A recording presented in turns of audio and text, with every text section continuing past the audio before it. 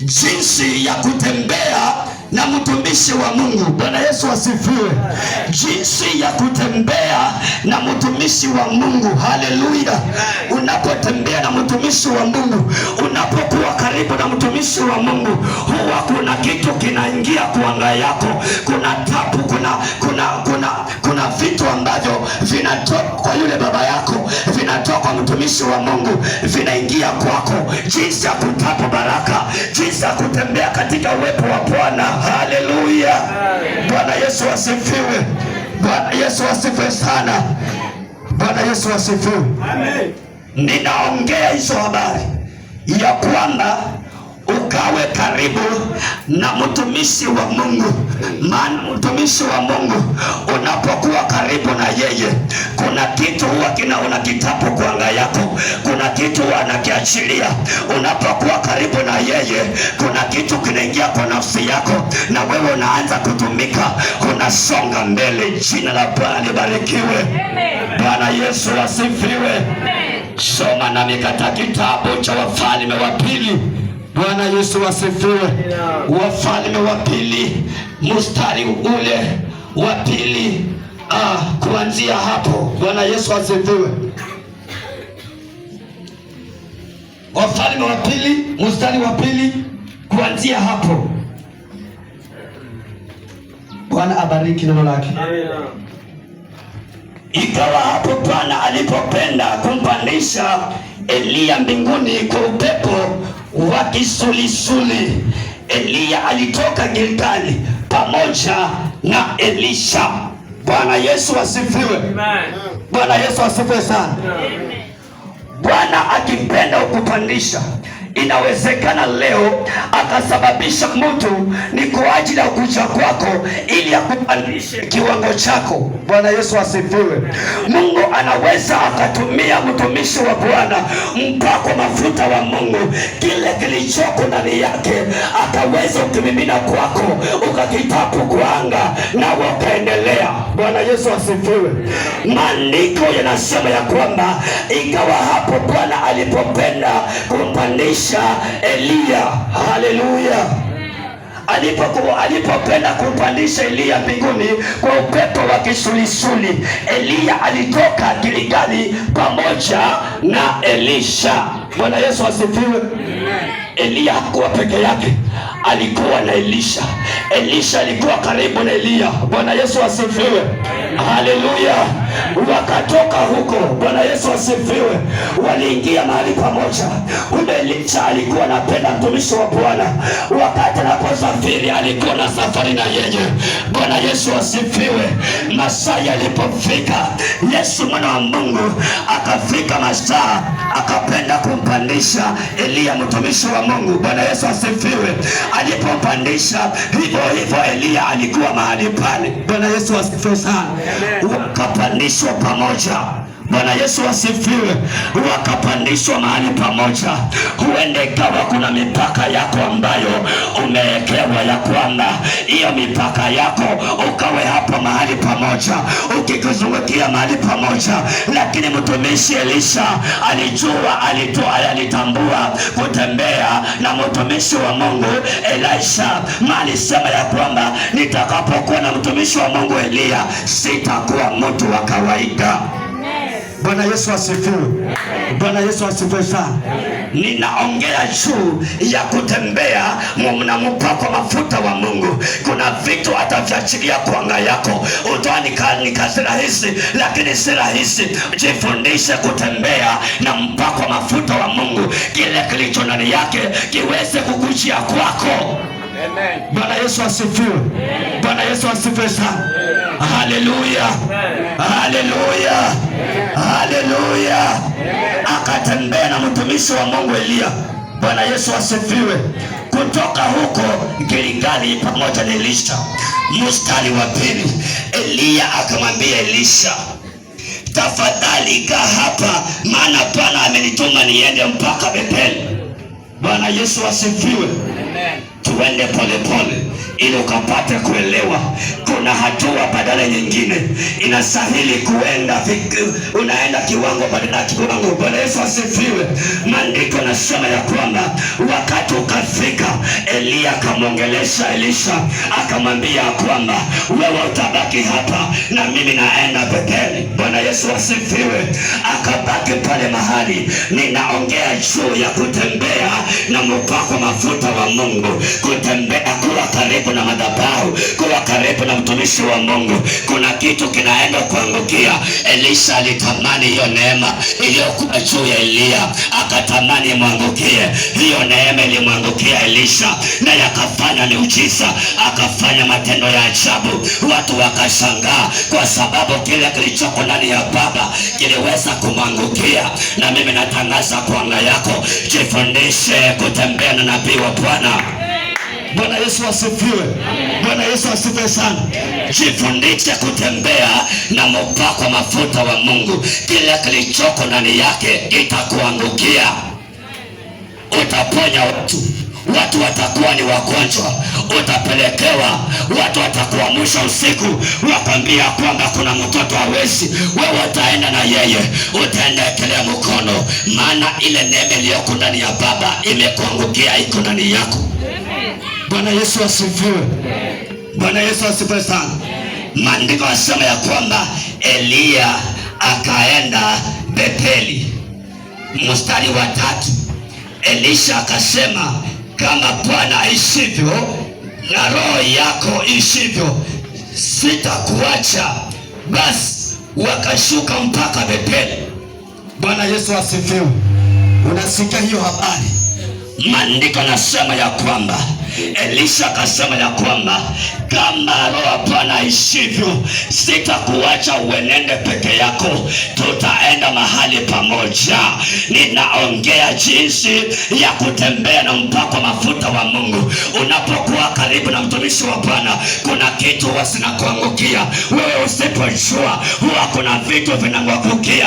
Akakataa kubaki peke yake, akasema ya kwamba roho ishivyo ndani yako, mimi sitakuacha, nitakuwa na wewe, nitakuwa na wewe.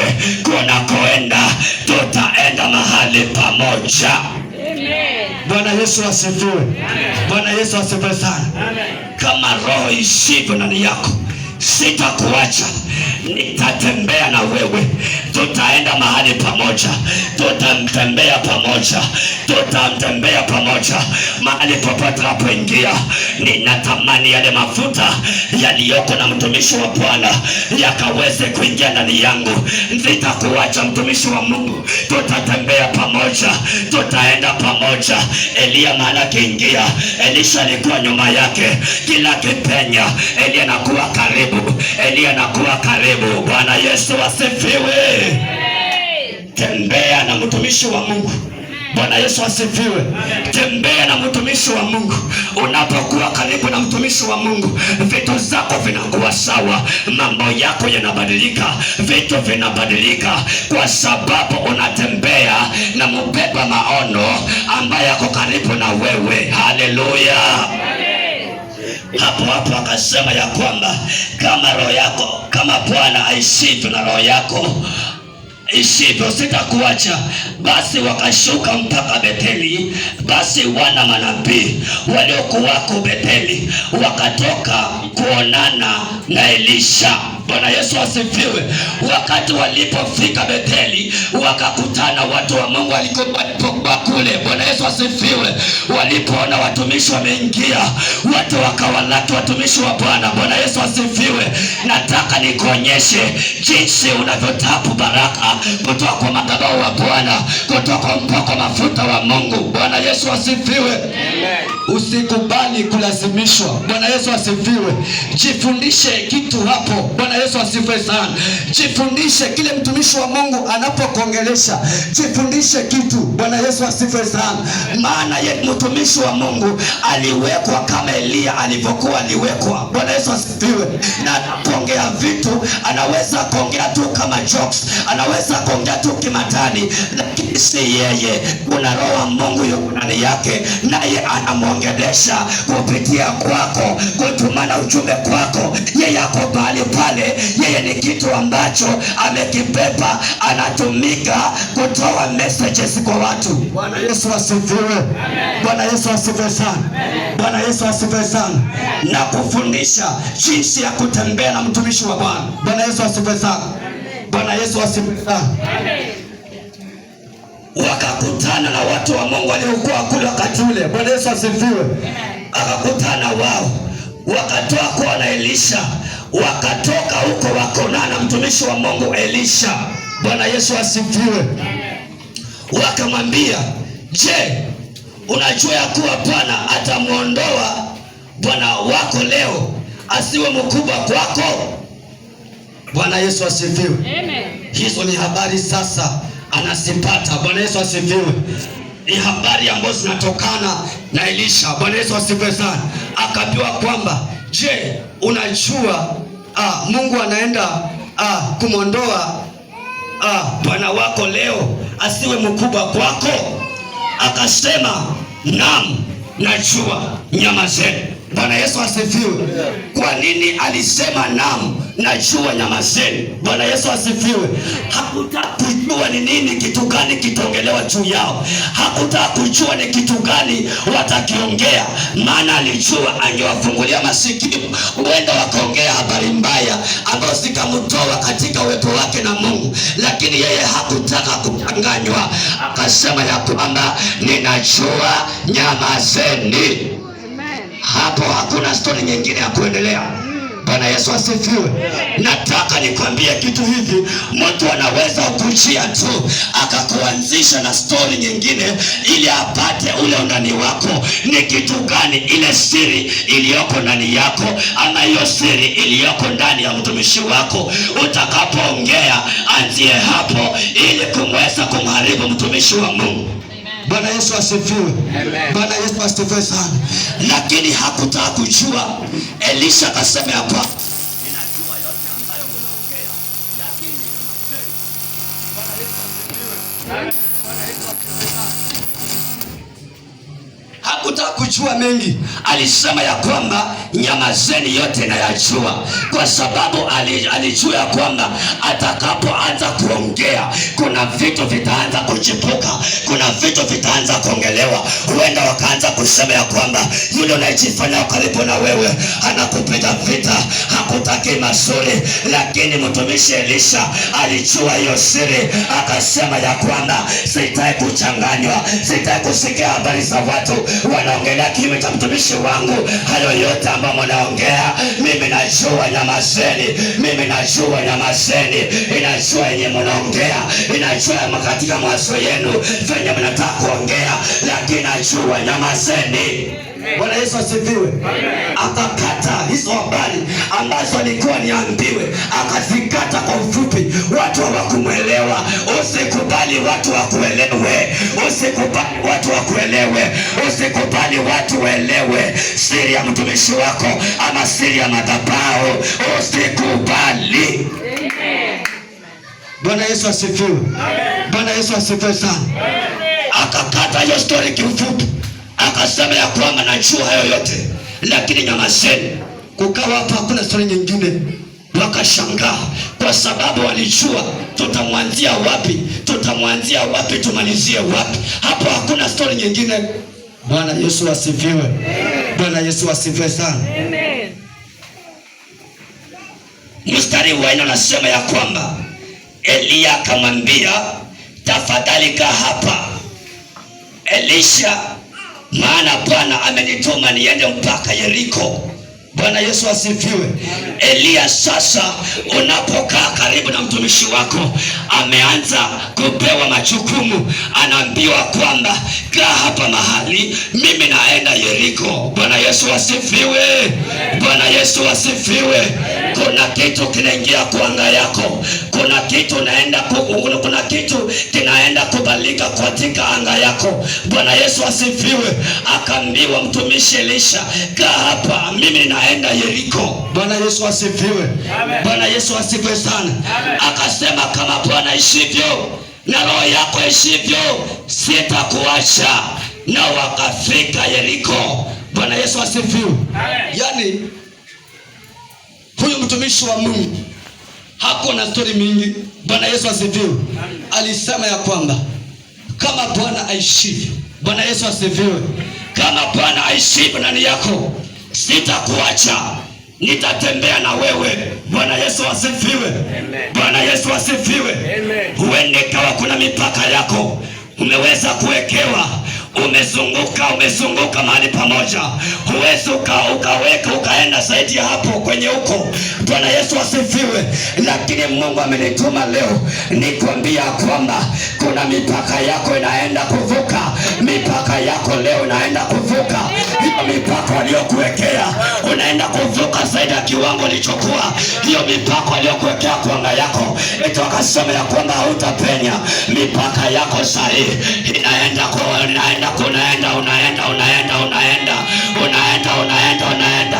Hiyo mipaka yako, hiyo mipaka aliyokuwekea inaenda kuvunjika.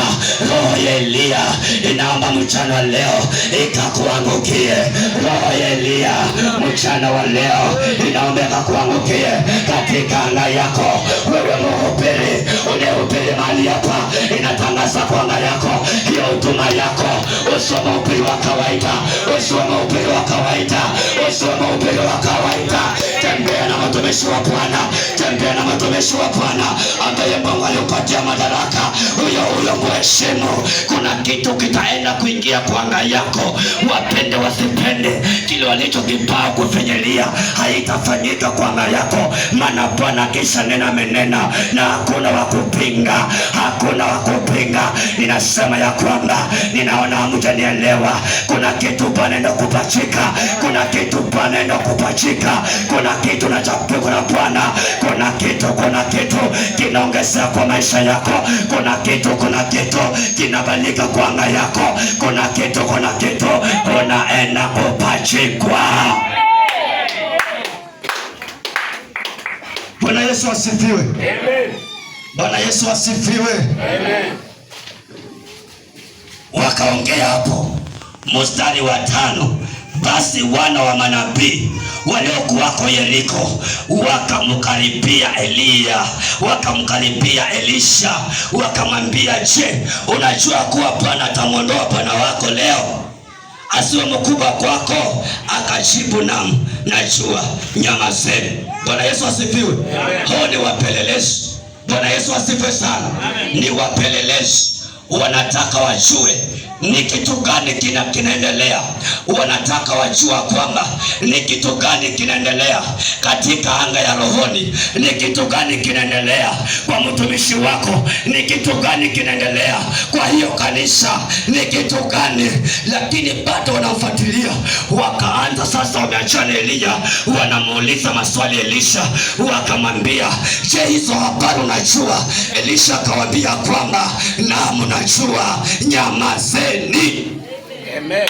Bwana Yesu asifiwe. Amen. Hakutaka stori mingi hapo, hakutaka stori mingi. Aliambiwa, walimwanzia tangia mwanzo, wakamwambia kwamba unajua Bwana wakatoonelewa, lakini akasema naam, najua, nyamazeni. Bwana Yesu asifiwe. Amen. Haleluya. Shauri yako wewe unaingia mahali unakutana vikao vya watu wanamwongea babako wa kiroho vibaya, na wewe hapo unachangia, unasema ya kwamba ni kweli yako hivyo, ni kweli yako hivyo. Mtumishi wa Mungu ana maneno ya kubariki, na hata asipokutamkia katika anga ya rohoni, wewe Mungu mwenyewe ataachilia mtu atakuadhibu vibaya. Utakuja hapa, mtumishi wa Mungu atakuombea, lakini maombi yake atakuwa na nguvu, maana Bwana mwenyewe ametuma mtu ambaye atakuadhibu. Bwana Yesu asifiwe. Bwana Yesu asifiwe sana. Kataa hizo vikao vya kuongelea watumishi wa Mungu, vya kuongelea utaifa wa watumishi wa Mungu, vya kuongelea watendakazi wa nyumba hii. Bwana Yesu asifiwe. Bwana Yesu asifiwe sana. Niposa maandiko akasema ya kwamba ulimi ni kiungo kidogo tu. Bwana Yesu asifiwe. Lakini lile ambalo linatoka katika ulimi wa mtu, Bwana Yesu asifiwe, inaweza kukufunga ili ukajipata uko mahali pabaya. Bwana Yesu asifiwe. Kuna vitu usikubali watu wakufuatilie, eti watakuanzisha kitu kidogo, story kidogo tu, uanze kuropokwa, uanze kuongea. Mimi sijawahi soma hiyo nikaona Elisha aliongea habari za mtumishi wa Mungu Elia. Hakuna. Bwana Yesu asifiwe. Bwana Yesu asifiwe sana. Kwa msingi, Bwana Yesu asifiwe. Kuna vitu vingine huwezi ukaviongelea. Bwana Yesu asifiwe. Hata ukiona udhaifu wangu, si kwamba ukaniongelee vibaya. Ingia katika anga, mwambie Mungu, huende kawa nimetekwa, sio mimi. Sura ni mimi, ni sawa, lakini kuna kitu kimekuja teka akili yangu. Bwana Yesu asifiwe. Unaweza kuwa ni mtu ni yule, lakini anga yake imebadilishwa. Bwana Yesu asifiwe. Bwana Yesu asifiwe sana. Ingia kwa magoti, mwambie Mungu, sio yule mchungaji wangu wa kawaida ni mchuma. Ninaomba Baba, kama kuna maroho zote ambazo zilitumana kuchanganya mpako mafuta wa Bwana, ninatangaza sahi ya kwamba hizo vikao zote, hizo maroho zote, hizo madhabahu walizomwinua mtumishi wa Bwana ili akaweze kuchamilikiwa, ninakataa kwa anga yake, ninakataa kwa anga yake. Ninaomba Bwana ukamwachilie, ukamfungulishe, arudi kwa mtu wa maana yeye ndiye ambaye amesababisha nimefika hapa. Bwana Yesu asifiwe. Haleluya. Si kwamba ongea vitu, hizo vitu nazoziongea kuna siku zitakugeuka. Hayo maneno unayoongea kuna siku zitakugeuka. Bwana Yesu asifiwe. Bwana Yesu asifiwe. Heshimu mtumishi wa Mungu, ukatapu kile ambacho kiko ndani yake. Bwana Yesu asifiwe. Bwana Yesu asifiwe sana. Mchungaji ni binadamu wa kawaida kama wewe. Bwana Yesu asifiwe. Haleluya. Yeye ako na mwili kama wako. Bwana Yesu asifiwe. Bwana Yesu asifiwe. Bwana Yesu asifiwe. Unapoona hali si hali, ingia kuanga, dai, mwambie Bwana, mtumishi wa Mungu, ninaomba rudi katika leni yake. Bwana Yesu asifiwe. Bwana Yesu asifiwe. Bwana Yesu asifiwe sana. Naona hapo kuna kitu kinapiga vizuri. Tulifundishwa hapa juu ya ukomavu. Inafika mahali tukaweza kukomaa. Bwana Yesu asifiwe. Bwana Yesu asifiwe. Haleluya. Haleluya. Mtumishi wa Bwana akaambiwa kwamba yule mtu ataondolewa asiye mkubwa kwako.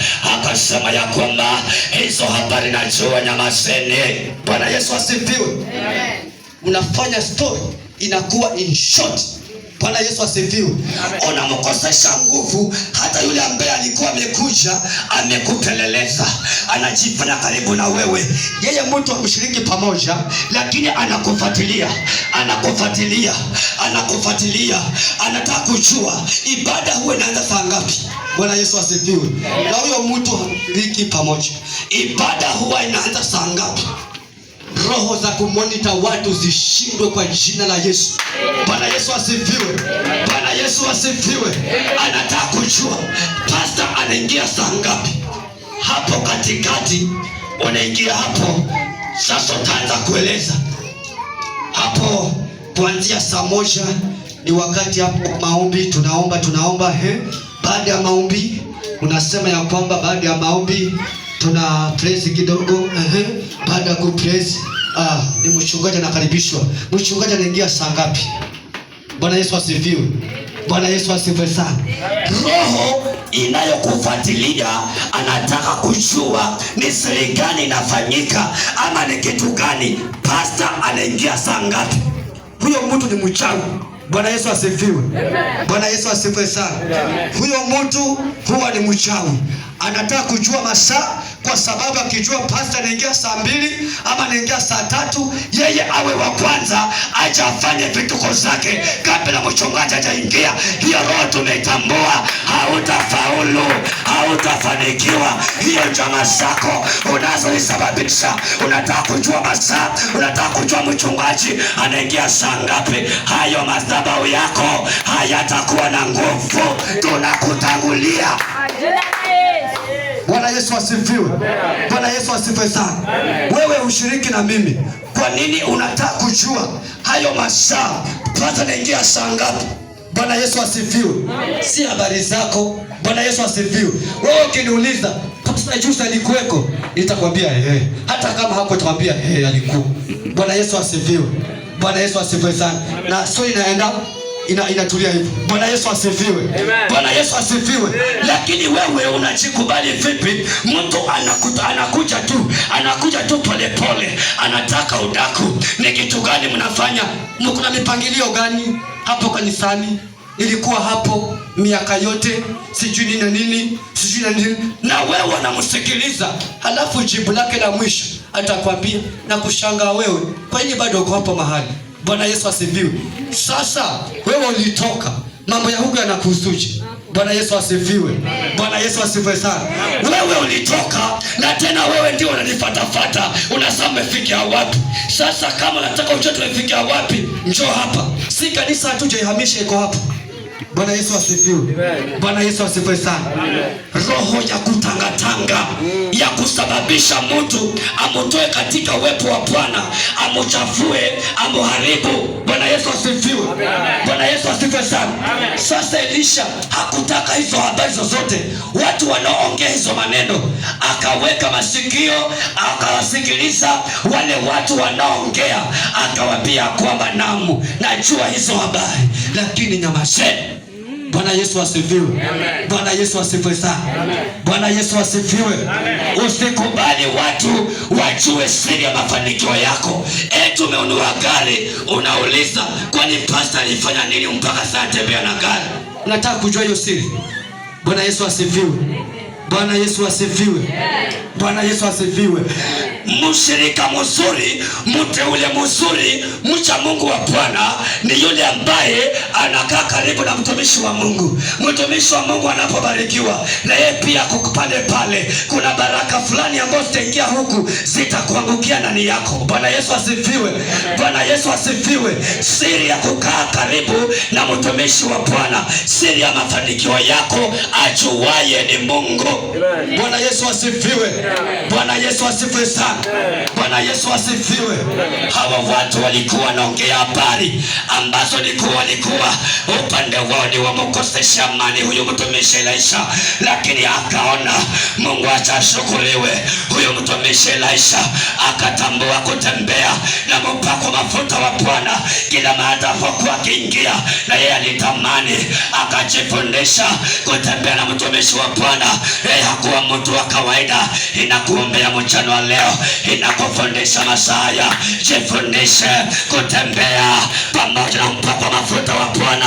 Jifundishe kuwa karibu na madhabahu, maana madhabahu itakutetea, maana madhabahu itakupigania, maana madhabahu itakuinua, maana madhabahu itakuinua, madhabahu itakutetea, madhabahu itakufanya uwe juu, madhabahu itakufanya uheshimike, madhabahu itakufanya uheshimike. Watu watakushangaa wakati Bwana masaa yamefika ya kubariki maisha yako. Watu wataanza kushangaa, watu wataongea, lakini funga masikio yako, utasema tena makubwa ya Bwana Yesu ambayo Bwana amekupangia. Jiandae mtumishi wa Bwana, jiandae kuambarikiwa, maana leo uko hivi, lakini kesho yako ni kubwa. Kesho yako ni ya baraka, kesho yako ni ya baraka, kesho yako ni ya baraka, kesho yako ni ya baraka, kesho yako ni ya baraka. Jifundishe kukaa katika nyumba ya Bwana, jifundishe kutembea na mpako mafuta wa Mungu. Bwana Yesu asifiwe. Amen. Bwana Yesu asifiwe sana. Amen. Sita, Elia akamwambia, tafadhali kaa hapa, maana Bwana amenituma niende mpaka Yordani. Akasema, kama Bwana ishivyo na roho yako ishivyo, sitakuacha. Wakaendelea mbele wote wawili. Bwana Yesu asifiwe. Nataka nikupatie mfano wa Yesu jinsi alivyokuwa na wanafunzi wake 12, lakini kuna mtu mmoja alimpenda sana, na Yesu mwingine ni Petro. Hasa nataka nikwambia kwamba kaa kama Petro, kaa kama Petro. Mchungaji anapopita, anapokanyaga, na wewe kanyaga hapo, anapokanyaga, na wewe kanyaga hapo, anapokanyaga, na wewe kanyaga kitainuka kwako. Kuna kitu atakiachilia. Mungu atatuachilia. Mungu ataachilia baraka juu ya anga yako. Mungu atakunenea mema juu ya mtumishi wa Mungu. Nikasema ya kwamba mchungaji aliwekwa ni kama ni mpelekaji wa habari, lakini si mchungaji tu, aliye ndani yake ni mkubwa. Ndiye Bwana kamchagua, na mimi nimekuja mahali hapa nikutie moyo, nikwambia kwamba usivunjike moyo, usivunjike moyo. Kuwa karibu na mtumishi, kuwa karibu na mtumishi. Neema iliyokujia mtumishi wa Bwana ikaweza kuangukia, neema iliyokujia mtumishi wa Bwana ikaweza kuangukia. Ninatamani masaa haya nikwambia kwamba usifunge macho, usifunge macho. Fungua macho yako juu, ukatafakari ujumbe huu, ukaweze kutembea na mtumishi wa Bwana.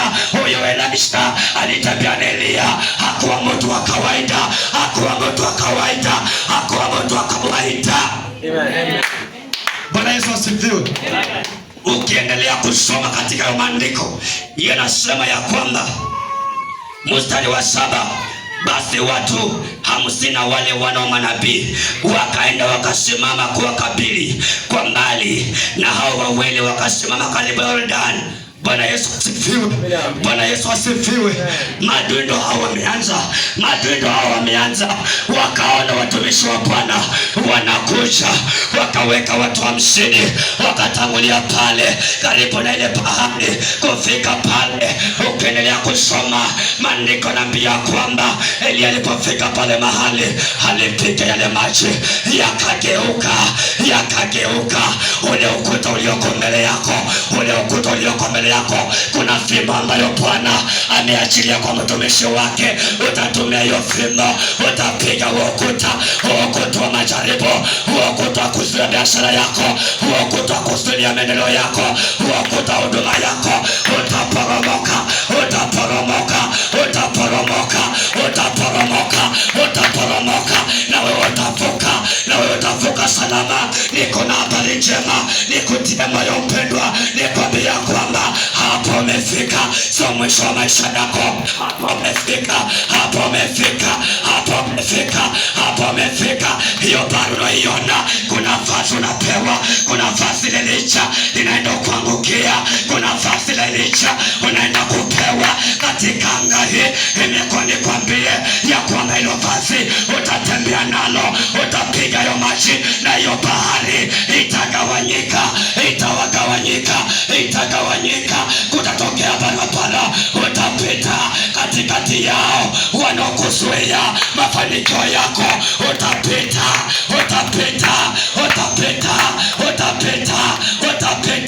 Hiyo mipaka waliokuwekea, hiyo mipaka ya maisha yako, walisema ya kwamba hakuna venye wewe utaendelea, hautafanikiwa. Nimekuwa nikwambia kwamba hiyo mipaka yao tunaivunja. Hiyo mipaka yao waliokuwekea haitafaulu. Vazi la Elia likakuangukie, vazi la Elia likakuangukie, vazi la Elia likakuangukie, vazi la Elia likakuangukie. Wakajaribu kumtumia, wakajaribu kumtumania pia, wakajaribu waone watamwataki huyu Elisha. Hata ni Elia alipotoka, Elisha mtumishi wa Bwana alibaki na yale. Elia mandio asemea kwamba wakati Elia alipopaa, Bwana Yesu asifiwe, wakati Elia alipopaa, lile vazi lilianguka pale. Bwana Yesu asifiwe. Elisha kaenda, alikuwa ameamini huyo kwamba ambaye natembea naye sio mtu wa kawaida, sio mtu wa kawaida, sio mtu wa kawaida. Akaenda akachukua lile vazi la mtumishi wa Bwana, akalichukua. Wakati akienda na safari, huko alipofika akakutana bahari, bahari imefunga, hakuna njia, na ni lazima hawatavuka. Akahubiri injili ya Bwana. Alipofika pale, alitumia hayo mavazi ya mtumishi wa Mungu Elia. Elisha akapiga yale maji, Elisha akapiga yale maji, barabara ikatokezea, bahari ikafunguka, bahari ikafunguka. Na mimi mchana leo ninakutangazia kupita kwa mtumishi wa Bwana Pastor Masinde, hiyo neema iliyoko ndani yake, hiyo neema iliyoko juu yake ikakuangukia leo, ikakuangukia leo. Usiwe mtu wa kawaida, usiwe mtu wa kawaida, usiwe mtu wa kawaida, usiwe mtu wa kawaida, usiwe mwimbaji wa kawaida, usiwe mhubiri wa kawaida. Hiyo mipaka yao, hiyo mipaka yao, hiyo mipaka yao unaenda kupita zaidi ya hapo ulipokuwa, unaenda kupita zaidi ya hapo ulipokuwa, unaenda kupita zaidi ya hapo ulipokuwa. Hicho kiwango ulichokuwa unaenda kuongezeka. Nasema unaongezeka. Inatangaza mara 7 nikwambia kwamba unaongezeka leo, unaongezeka leo, unaongezeka leo, unaongezeka leo, unaongezeka leo. Neema iliyoko juu ya mtumishi wa Bwana wache kakuangukie, wache kakuangukie, wache kakuangukie, wache kakuangukie. Hiyo neema ya mtumishi wache kakuangukie watu wake. Bwana Yesu asifiwe. Bwana Yesu asifiwe sana. Huyu mtumishi Elisha akafanya miujiza, akafanya vitu visivyokuwa vya kawaida, akafanya vitu visivyokuwa vya kawaida. Watu walishangaa, anafanya miujiza, wakasema ya kwamba kwani huyu ni Yesu? Kwani huyu ni nani? Watu wataulizana, watu wataulizana. Wakati Mungu majira ya Bwana amefika, amekusudia kutenda jambo kwa anga yako, watu wataulizana, watu wataulizana. Utakuwa ushuhuda, utakuwa ushuhuda. Watasema ya kwamba si ule mama kuomba chumvi kila siku kwa nyumba yangu, sio mama kuomba chumvi kwa nyumba yangu. Leo yanaendesha gari, leo yanaendesha gari. Roho iliyoko ndani ya mtumishi wa Bwana ninaomba leo ikakuangukie katika anga yako. Roho iliyoko ndani ya baba yetu Bishop Masinde, wacha hiyo neema leo ikakuangukie, leo ikakuangukie. Usiwe wa kawaida, usiwe wa kawaida. Wanaokutakia mabaya, hayo mabaya yatawarudia, hayo mabaya yatawarudia. Inatangaza katika anga yako upenyo wa Bwana unakuja, upenyo wa Bwana unaokujia. Utaitwa ubarikiwa. Masaa ya kuomba yameisha. Wataulizana, wataulizana, wataulizana, kwa nini kuwaje? Umepenya vipi? Umepenya vipi? Mpaka umebarikiwa. Umepenya vipi? Mpaka umebarikiwa. Siri ni kwamba, siri ni kwamba imekupatia siri ya kwamba kile kilichoko ndani ya mtumishi wa Bwana wacha leo kikakuangukie, wacha leo kikakubadilishe, wacha leo kikakuangukie, wacha leo ukafunguliwe, wacha leo ukamwone Bwana. Bwana Yesu asifiwe. Bwana Yesu asifiwe. Bwana Yesu asifiwe. Umelia vya kutosha, umehangaika vya kutosha, watu wamekulina vibaya. Unaposikia watu